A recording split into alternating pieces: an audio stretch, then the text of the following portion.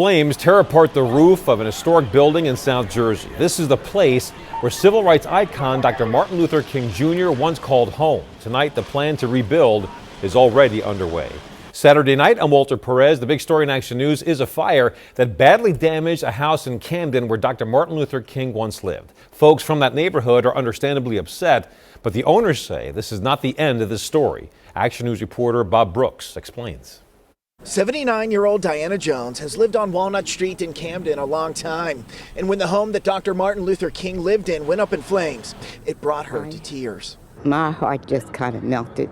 But it wasn't just Jones who's devastated. All evening, we met Camden neighbors upset. Who would do something like this? Why? I was totally disheartened. It was just before 3 o'clock this morning when a fire erupted inside, and neighbors fear the plans to get the home on the state and national historic registries are now in jeopardy. I said, well, I guess my dreams of seeing it before I die, I said, I guess it's going out the tubes now.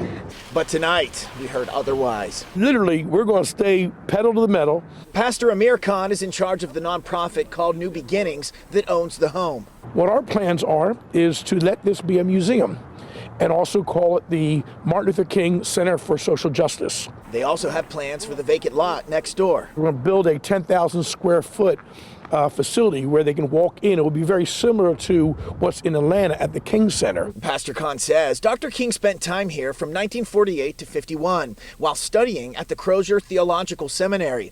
It was during that time, he says, Dr. King performed his first civil rights protest. June 11th, 1950 is when they went to Mary's Cafe on Route 73. Ordered, some ginger ales, and while they were there, they would not be served. A historical marker is planted at that location today. At that time, the gentleman, the owner of the cafe, was charged and found guilty. That's huge for have two young black men from down south that come up here to use a newly enacted law and win. The pastor says the home is still structurally sound, and this may have been a blessing in disguise. We have people calling us all around the country that are interested in helping out. Neighbors say they hope the help keeps pouring in. Rebuild it and restore it. That was something that I'm like, you know what, I'm kind of proud of it. Camden is losing its treasures, its cultural icons, and we need to save as many as possible. I hope I live to see it.